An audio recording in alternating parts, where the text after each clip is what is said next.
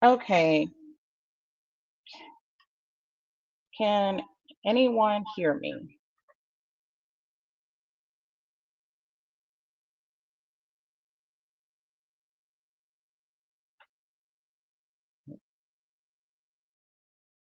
Hi, y'all. Can you hear me now? Oh, yes. Okay, thank God. All right, let me stop the volume on this computer real quick. Hold on, y'all. This is exactly why I am not a content creator, y'all.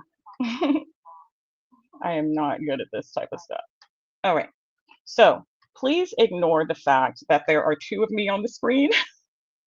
Goodness gracious. And forgive me for not having this together. This is new to me. I'm just, again, learning how to do all this stuff. And also, pardon me for having a bit of a raspy voice. Let me drink a little bit of water. I wanted to create this live. Thank you to everyone who was here. Thank you, Unfiltered Lefty. And I just want to thank everyone who's here. I really appreciate y'all for dropping down.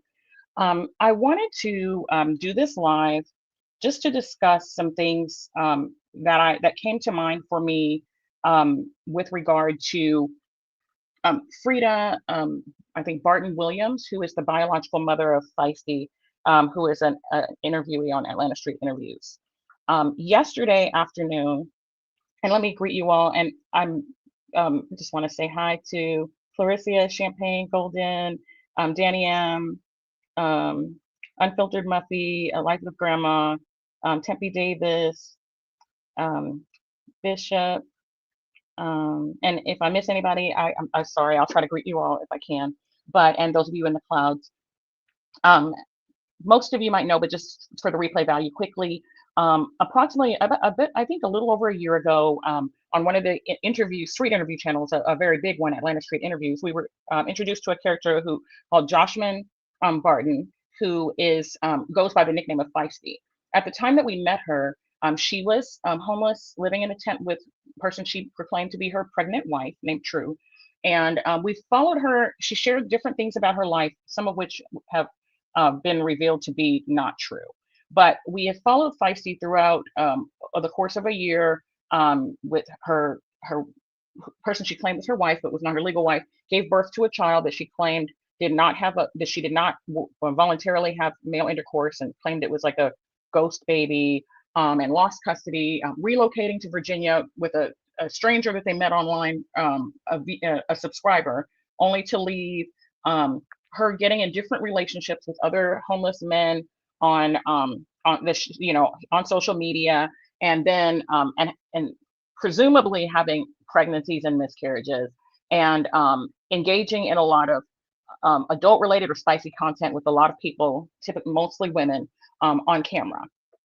Feisty is very boisterous, loud, seems to take on the personality of different people that she around her, and has three children that she is not in their lives raising them, and so a lot of people have. There's been a lot of discussion about Feisty and her antics, and some of the roots of it. And let me be clear here: Feisty is an adult. She is 31 years old, and all of us, no matter what circumstances we've had in our lives, challenges we've had, they provide an explanation for some of the things that we've been through, but they aren't an excuse. We are responsible for the different things that we do, and Feisty absolutely is. And so I want to make that clear, that nothing in what I'm saying in this discussion is to exonerate Feisty from her own actions. But I want to try to step back and look at some things that I think were missed. So Feisty's mother came in the chat of a content creator, Troy's World, who's I think from the B sector originally. I think, I'm not sure. Maybe he's been in other sectors as well, but is pretty active in the street sector. And he did, and she reached out to him, and they had a conversation, and he conducted an interview with him. And I want to give a great shout out to Troy, because he did a very respectful interview for Freda, who was clearly very nervous about talking about these things, about her daughter, about her life, and this is difficult for her. And so I want to, this, nothing I say is to criticize the content creator or the channel holder for the interview at all.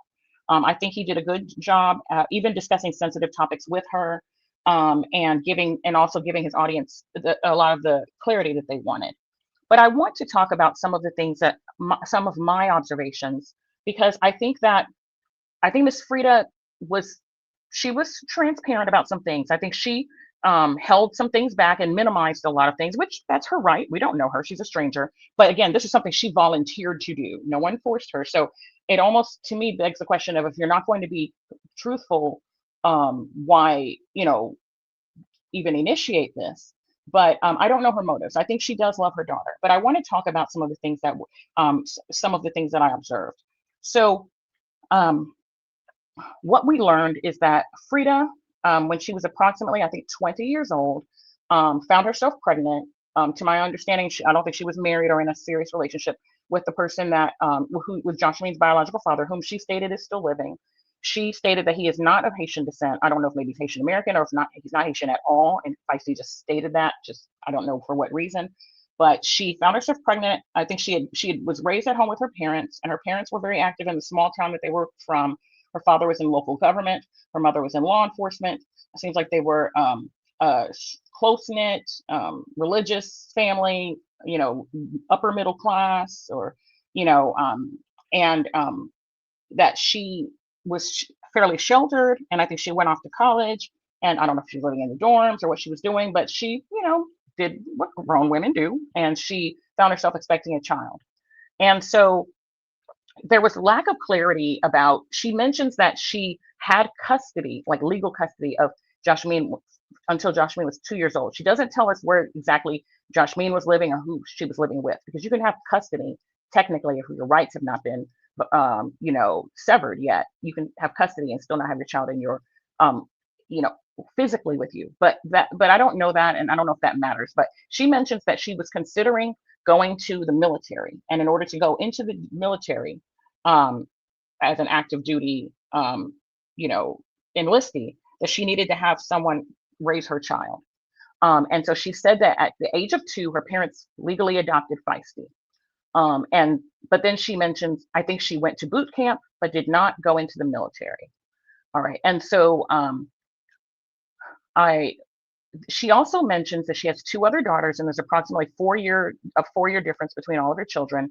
So she said that Feisty was with her parents, and then she had her daughter, her 2 daughters after Feisty are from the same man, and that she had them for a period of time, and she was living in the same city across town, and she saw Feisty at piano recitals, like sports games, birthday parties, and that she she had her daughters with her for her first daughter and her second daughter with her through elementary school, and then approximately when Feisty was approximately 8 years old, so probably not long after having her third daughter, Freda's third daughter, she fell very heavily into drug addiction. She also mentioned later that she has had struggles with alcohol. So I don't know if alcohol preceded that, but to the point where she was not in Feisty's life, and I guess presumably not really in her other daughters' lives either, that they were with the grandparents as well, and I think with their other grandparents and or with their father. And so she said from 8 years old till sometime throughout Feisty being in middle school, she was heavily into drugs and not in her life, but then she resumed being involved in her life. She said, she talked about drinking a lot with Feisty in adulthood, and seeing things that she didn't like about the way Feisty conducted herself, and that she knows that she has some things that she regrets, but she's also tried to be there with Feisty. Feisty and her sons lived with her some of the time when she was in adult, and she's tried to give her guidance, and that she and Feisty are not in communication now. They play phone tag, but they both have each other's numbers. And so a lot was mentioned about, people were saying it was very brave of her to, so she, from my understanding, she is clean and sober. She is engaged. She's active in her church. She does expressive dance, and she, she's in contact with her grandchildren over the phone and cares about them. And so she, there was a lot made of the fact that Feisty was adopted by grandparents and not by some strangers, and that her mother was still in town and saw her every day. And so therefore, she was still in her life. And this is kind of what I want to get to push back against. So I am a mother of six. I have four adopted children. I have two biological children. I also, just out of concern for, mental health issues and attachment and trauma, have done a lot of reading about and have been involved in um, some volunteer groups related to adoption. And so let me make this clear. She said that Joshmene was in a good home with her parents who loved her. They took care of her. That she was very talented in music. Her parents had her in piano lessons. She won a lot of awards. She graduated high school. She made good grades throughout her life. Was friendly, and she graduated high school, went to college. She got engaged. Her the person that she was married to, her ex-husband, proposed to her at a basketball game that was shown on their local television, and I think even some snippets of it were aired on national television as well. And that she was very involved in her children's lives, that she had different jobs. She worked as a corrections officer. She's worked in a tire shop. She's done other things. She's a very creative person. And so she, I think that everyone says, oh, well, she was with her grandparents and her mom was around. Her mom was in her life, so she's not traumatized. I beg to differ. So adoption is a beautiful thing. Let me talk about my children. My husband and I had our kids in private school. They did the vacations, they did the this and the that and all of that kind of stuff, right? They are loved, very loved by myself, my husband, on both sides of our family. Someone even say they're spoiled, right? They're very well-adjusted kids, but let me be clear, there's no adoption without trauma. Because ideally, if possible, every child should be with their parents of origin. Now, sometimes life doesn't allow that to happen, and you have a plan B, and you can be loved, but the knowing that the parent that you came from isn't taking care of you daily for some reason weighs on you. It doesn't mean you hate the parents you're from, you love them. But it does make you wonder, like, what's going on with, was it me or something wrong with me, or why couldn't they get it together for me? Particularly when the other parent is raising your younger siblings and not you. They sent you away, but they keep you there. There's also that sense of trauma. Similarly, um, a lot of adoptive children, so the research shows that open adoption is the best when the child knows that they're adopted, knows who their parents are, or at least something about their family. Because sometimes their parents, for whatever reason, death, prison, whatever, abuse, are not in their lives. Maybe it's an aunt or a cousin. It's good for a child to know all sides of their family, the adoptive family and the biological family. And so in her case, her adoptive family is also her biological family. So knowing your mom is good. Having her in your life is good. But think about this. Your mom was supposed to go to the military but never did, but yet never came and got you still. So the reason that you were supposedly adopted is for you to go to the military, but you didn't go. You stayed right here in town, but you didn't want me to come live with you, be with you, even if you could have the parents helping out. Like, how the psyche of a child. Wow, you can come to my recitals, you can come to my parties, you can take pics with me, put it on the gram, but you don't want to raise me. That can be hurtful for a child. That doesn't feel good. And it can be even more damaging than not knowing where you came from, and not because of the fact that you have the answer right there, in your face. And so raising it is wonderful that she stayed in touch with her daughter, that her daughter always knew who she was. But going to a birthday party and going to a recital and showing up, that's performative. That's not the day-to-day parenting. That's not being there when the child is sick. That's not being there when they're nervous, or caring for them, or talking to them, and building that connection and answering those questions. It doesn't, it doesn't preclude the child from having questions or concerns or feelings of um, you know, being different than those around you. And grandparents sometimes, they're older. They've raised their children. Their daughter was 20 when they got Joshmene, and now they have to start off with a baby. Grandparents are notorious for, even the ones that are stern, letting grandkids get away with murder, letting them eat candy and jump on the bed and do kinds of stuff, all of these types of things. And so you can care very much about your child, but yeah, about the child that you're raising, but sometimes they aren't getting necessarily the same experience that they would have, with a younger parent, or maybe people might try to overcompensate. And again, she mentions that she was struggling with alcohol and other things.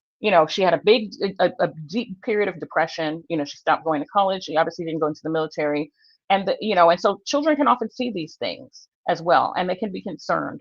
And again, I'm not beating up on this woman. She's made peace with herself, and she's trying now.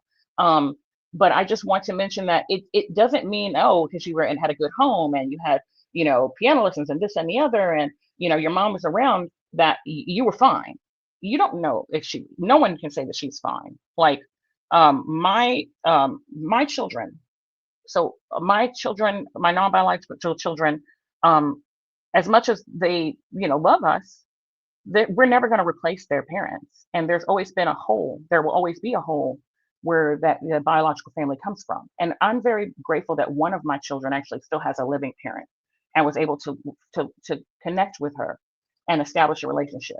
But my other children aren't that fortunate, And so um, there is a lot of research that there are meta-analyses of adopted children, and their outcomes and attachment, and adjustment, concerns, even if they're doing well academically, even if they're doing well, that at some point in life, for a lot of them, even when, particularly when they become a parent, some of these things rear their head, where, like they might be fiercely protective over their child because this is someone that's biologically related to them, that they can, they don't want to, or just different things that are going on. And so, and then we also didn't have much discussion about the periods of abuse, of alcohol and drug abuse. And so I think that that's important too, to kind of look at that element of how that impacted, again, Feisty. She might even felt guilty, that her mother was struggling with these things, and she was living, living well.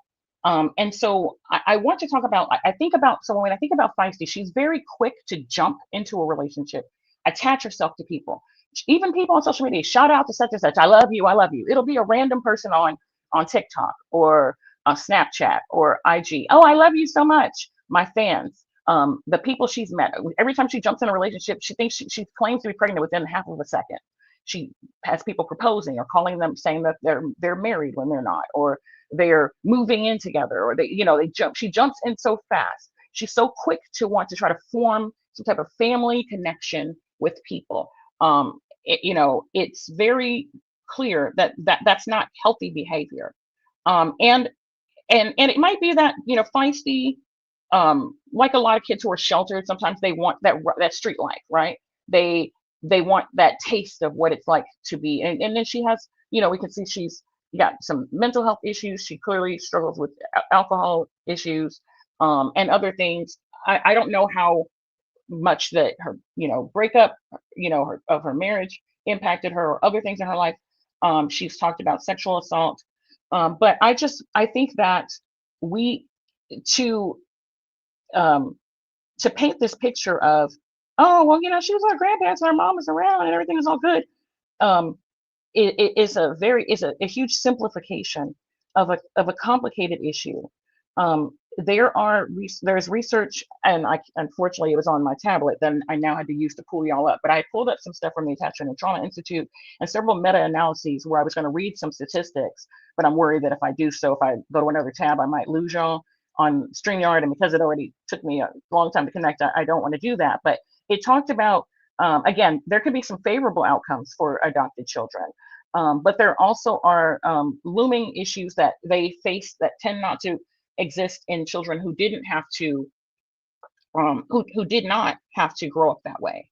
And so I think that, and she also might feel that, well, you weren't there for me growing up. You weren't, the least you can do now is give me a place to live. And her mother made it clear that she had boundaries, and she did not want True and Feisty to live with her. She didn't like how Feisty was living. She didn't like some of the choices she was making, and she didn't want them to be with her. So they slept, she allowed them to stay with her one day, but she didn't allow them to live there. Feisty might feel like, regardless of what I'm doing or whether you approve of my actions, you owe me. This is the least you can do. You know what I mean? Because you weren't there growing up. She might not feel that she can turn to her mother or she can trust her for help. Or she could, there's a whole bunch of things can be true at once. Like, she could have had a good upbringing and still have been plagued with a lot of the trauma and sense of abandonment and concerns that other people have, even though she was adopted very young. Like, there have been studies of children who were adopted at birth, you know what I mean, and had both open and closed adoptions, and they still registered you know, some concerns with attachment or express some feelings of being different. And it might not have been a safe thing to talk about because the Black community has, always been one across the globe, not just here in America, but other places too, in the Americas, in other continents, has always kind of informally done some collective kinship type of care, even if they weren't like formally going to an agency and adopting a child. It is nothing for someone to take their nephew or their, godson or their, or someone in the neighborhood and take them into their home and raise them and take care of them. And not get, and it was just something that you do. And there's lots of stories of people who, maybe are in, America or in the UK or somewhere for their studies, and they send their child back home to a grandma or an auntie or someone to raise them for some years, or they send their child here while they're there to get a better life. So these types of things happen, in a lot of communities, people will often take someone in and look out for them. But and we haven't necessarily, and because often these people might be, Black like we are, even if their skin shade is different, people don't, it's not, we're not as visible as like interracial families to where people are examining our issues. We just feel like, okay, we've met the core needs. They have a place to live. We care about them. This is enough. You know what I mean? They're not being put through whatever they would be put through if they were with their biological family. So they're okay, and they might be okay in some ways, but then there's also some unique concerns that they have that are not necessarily understood by others and often go under the radar for a number of years. And if you pair that with other mental health, conditions, if you pair that with um, alcoholism, poor decision making, all of these types of things, you can easily see a person that is, ripe for, um, for some of the issues that we see with Feisty. And I think that this is important to for all of us to discuss, because sometimes, if you can provide support to a parent, like ultimately, if possible, adoption should be a last resort. It's not again, it's not a bad thing, but ultimately, if a person can be provided the support and the help to be able to, be in their child's life as much as they can, that fares well best for the child, if possible, and also for the parent. But again, not in every circumstance. We don't live in an ideal world. But I think now, and someone mentioned like the generational curse. Like we know now that Feisty talks about that until her daughter, I think, was 4. She was, after I guess after her marriage ended, her daughter was with her, and then she claimed initially that her daughter was kidnapped and taken to Greece. It has now been, you know cleared up that her daughter was never in Greece. She was in the United States with her father, and there are conflicting stories about why she's not with Feisty. And her sons as well, they're not with Feisty either. But we can see right now Feisty doesn't have a viable place to live. She's not very serious about working, getting her mental health in order. Her children are best where they are with their fathers. But even doing the work, getting into mental health, intensive mental health services, going to rehab, getting herself stable to at least be able to communicate with her children so they don't feel abandoned, so they don't feel ignored, so they don't feel like however she might have felt the years that her mother was deep into her addiction and not in communication by her own admission with her children at all for a number of years, and then reappeared in her children's lives when they're in puberty, and it's supposed to be all good, without knowing if your children were worried about if you were going to die while you were out there on the streets, if someone was harming you, if they'd ever see you again, without thinking about also that sometimes there can be a genetic predisposition to alcohol and substance use also. And then what has not been, what do we know about Feisty and her feelings about her biological father? How much of a relationship do they have? Does she have resentment about him not being in her life, not being there much? She mentioned moving to Florida at one point, and I believe I may be incorrect, but I believe that's where her mother mentioned that her father lived. Maybe she stayed with him for a period of time or tried to re-establish connection. Maybe she feels like she's going to make her own little street family, because of the lack of family connections that she has. I really don't know, but I just feel like I think this really gave me a more nuanced lens. Like I think it actually created more questions than answers for me. Again, I'm not saying her mother is responsible for all of the different bad choices and lies and manipulation and things that Feisty is doing. She can't be. Feisty is an adult. She is responsible for herself. But I wonder if, you know what I mean, if this, I feel like this gives us, kind of like add some complexity to her situation. And for me, gives me a sense, gives me more compassion, for her. But she is absolutely a very dishonest person, a huge liar. And but I guess this um, deification of her mother, that, oh, she's such a wonderful woman, I don't understand why Feisty turned out that way. It just didn't sit very well with me yesterday. And so I didn't, again, I'm so sorry. I was planning to give you all statistics. Like I said, I'm very worried about um, if I pull those up, that I'll lose the live stream. So I'm not going to do that. But what I am going to do is I'm going to put the StreamYard link in the chat.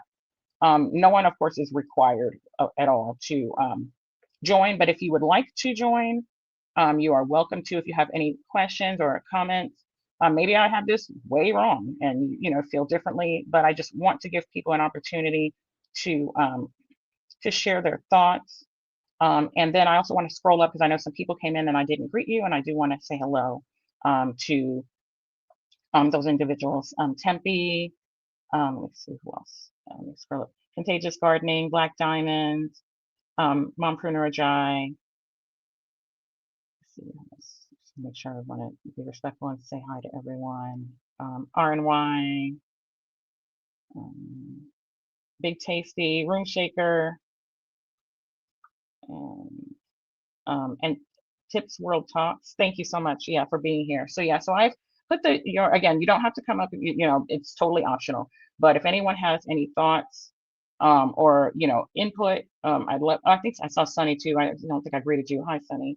I feel like I'm missing. I wish I knew in StreamYard how to put it on all and not some or top chats.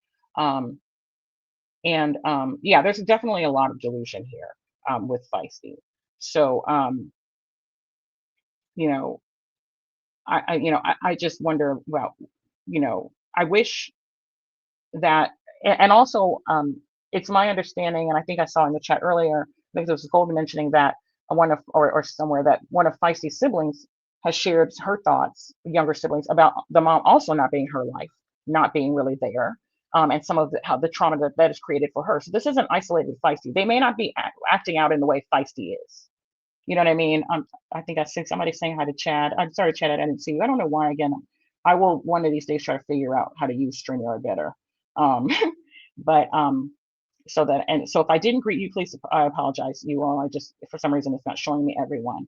But if this isn't isolated to Feisty again, and I don't even think that it appears from her mother stated that this is only from in the last recent, I guess, year or two, or maybe the last 3 years, but last few years, that really Feisty just kind of, I don't know, lost it. I don't want to say gave up. She kind of seems like she gave up on being a mother. I don't know if she wanted to take this time to just be free and not, I don't know, parenting, it can be challenging for all of us, but it's a responsibility that we're supposed to commit to and not just run from.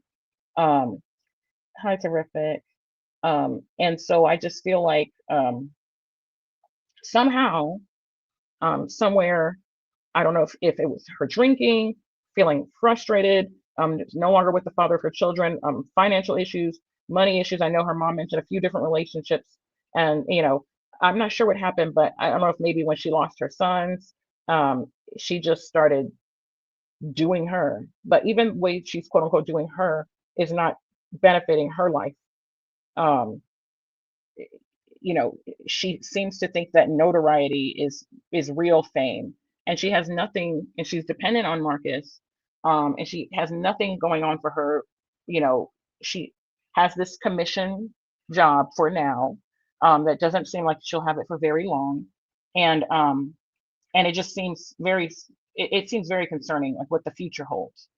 What I would like to see is Feisty to slow down, go to, she has her ID now and all this kind of stuff. Go get, some kind of Medicaid or federally funded or, sliding scale mental health services. I think Marcus talked about, I think it's 10 Park Place. She goes to the hospital a lot, you know what I mean? So get some type of, even if it's virtual, get some type of mental health issue, help. Get some help for her alcoholism. Talk to someone. Okay, thank you. So it mentioned it was 9 months ago. Okay, so for some reason I thought it was a year. It's been less than that. Yeah, so that's even more concerning, the deterioration. She's running around doing all of these things other than getting herself right, other than having some kind of stable life for herself. And her mother mentioned that she could come home, that family would look out for her. I don't know if maybe she doesn't want to abide by the rules. I don't know if she's burned bridges with her family. Um, I don't know if she just really loves Atlanta or the city life. But you know, at some point, like, this is a social experiment, but Marcus is not her father. You know what I mean? He cannot house her forever. They can't stay in bandos forever. She's just kind of floating in the wind without direction. And meanwhile, her daughter is, I think, like 11 or years old or so, and is aware of her social media presence, and the other family members, like the mother mentioned, and others in their town are aware of it. It's probably a huge source of embarrassment. The sons are younger, maybe they aren't aware. I know that it was mentioned in the interview that she does not talk to her when she talks to her grandchildren on the phone. She does not talk to them about Feisty or about any of these things. And I'm not subscribed to Now Back to the Content, so I know there have been some conversations with the fathers about their concerns about Feisty, and why they have distance, why she doesn't have contact with her children. They're concerned about the children's well-being, and even being in communication with them. And so I just don't want this to continue for another generation. We see it with Feisty and her mother. We're seeing it now with Feisty, and these children are in their formative years. And so I would really love to see something change, something better, for her and for them. And I'm so mad, y'all, about these statistics. Let me see if I can at least pull up. It's not going to be the same ones because I sat and I kind of like filtered through them. Um, and but I want to see if I can at least find maybe one of the studies. I do want to mention that some of these statistics I read with a grain of salt, because like there was a Swedish study, there were certain studies that weren't not taking into account cultural differences, and things of that nature. And so for that reason, um, I feel that, and then some of them also were not looking at, we're not looking at kinship care issues. But I'm going to, let me see, read a few of these, um, if I can find one that I feel like is relevant. Um,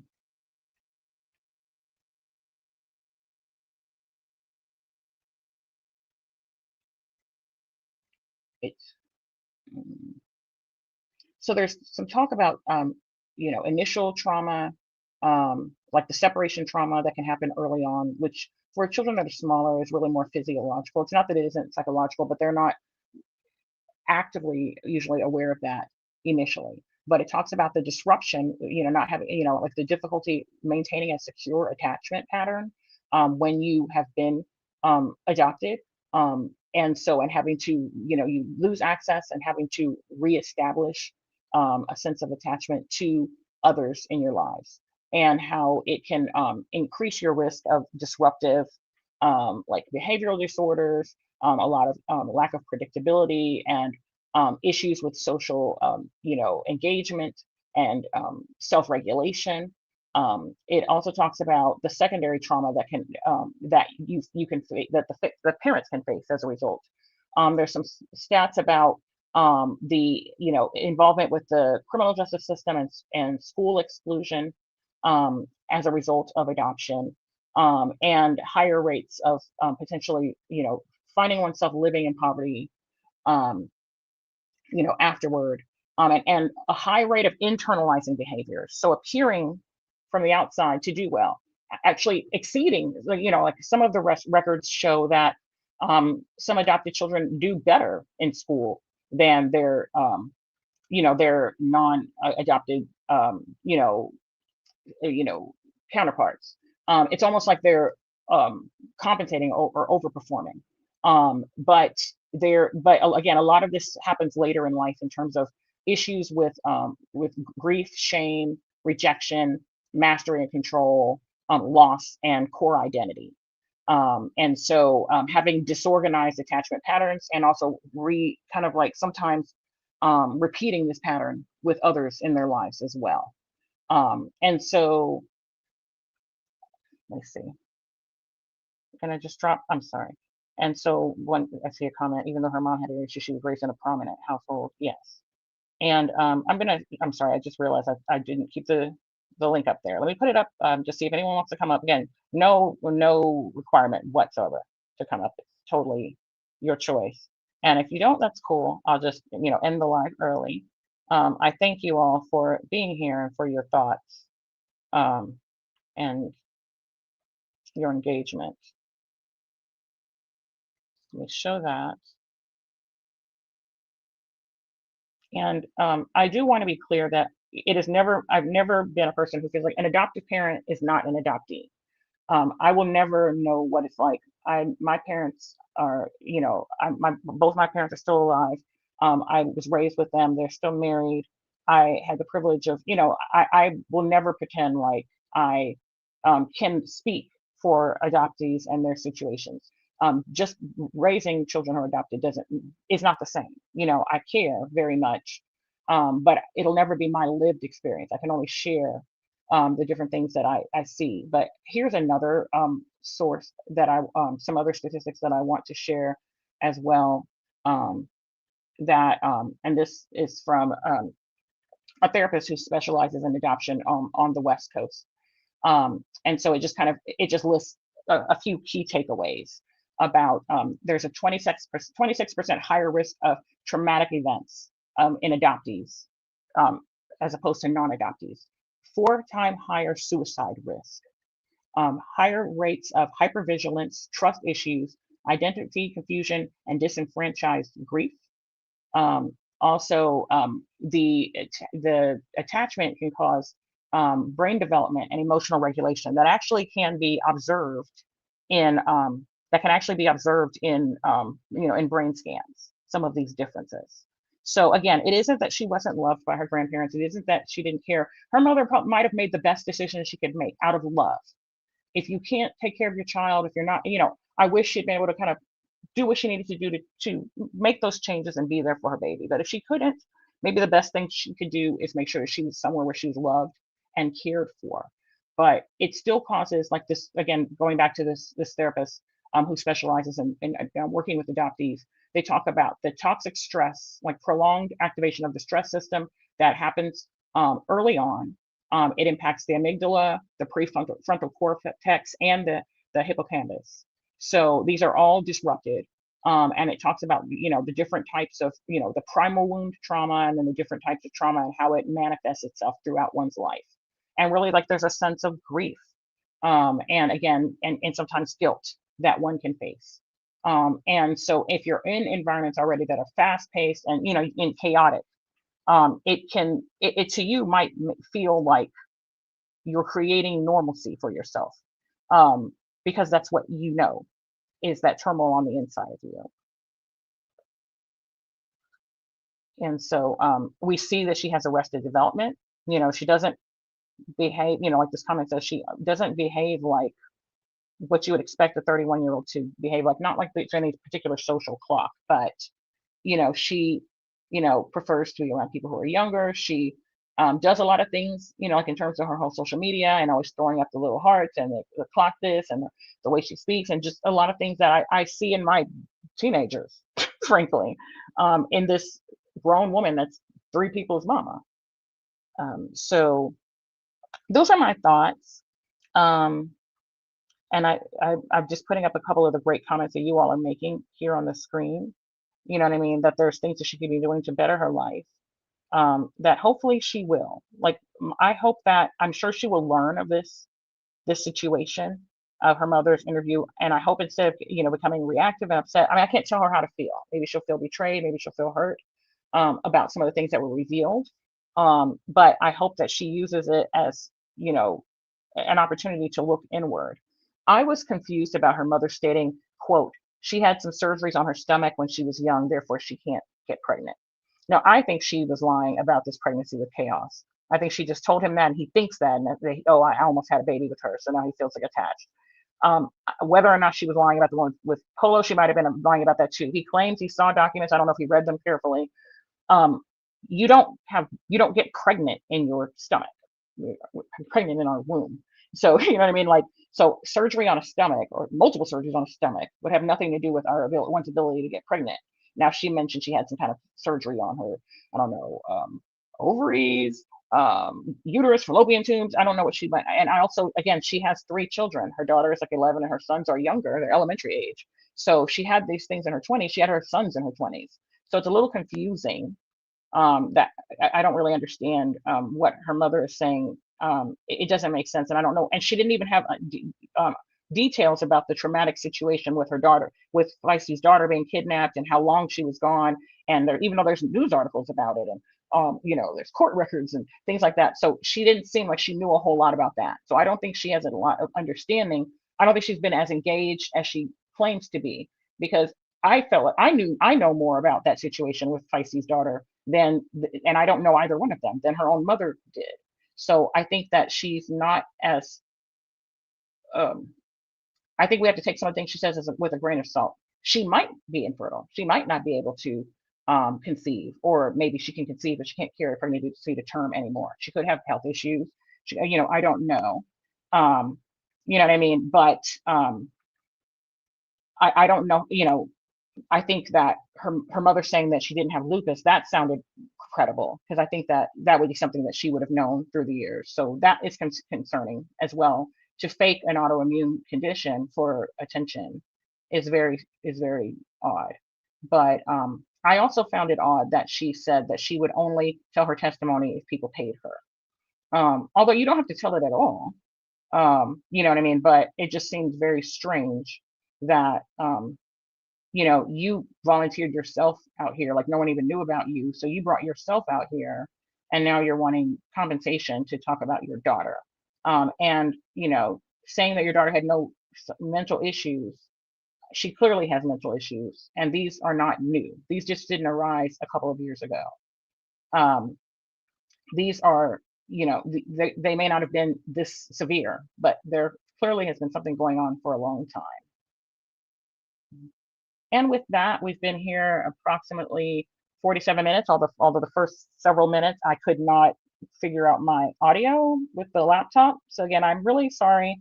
I do apologize. Again, I had wanted to show and share some of these statistics. I gave a few, but these aren't the ones that I had kind of curated from the research studies, but that's okay. I'm going to go ahead and end this live. I really appreciate everyone who is here, what you've shared and what you've contributed about this topic. And so thank you very much. Let's wish Feisty well, and her children, well, and hope that, and this is a very interesting point, that sometimes it takes a traumatic experience to trigger a bipolar trait that one might have. There are definitely, we do definitely know there are certain conditions, mental health conditions that, like schizophrenia, for example, that will arise in one's 20s or what have you. We've seen that. I think that has a lot of what happened with Summer, and so it's very, we don't know what she experienced, again, with her daughter being taken, or with breaking up with her sons and her sons being taken. What was the straw that broke the camel's back? We don't know if she ever got a spiked drink somewhere. You know what I mean? Where she was, we don't know what she's been through. She's mentioned sexual abuse. She's been through a lot. I just hope that things will be better for her moving forward. And I really appreciate all of you for being here. Thank you so much. You guys are awesome. Have a wonderful day, everyone. Goodbye.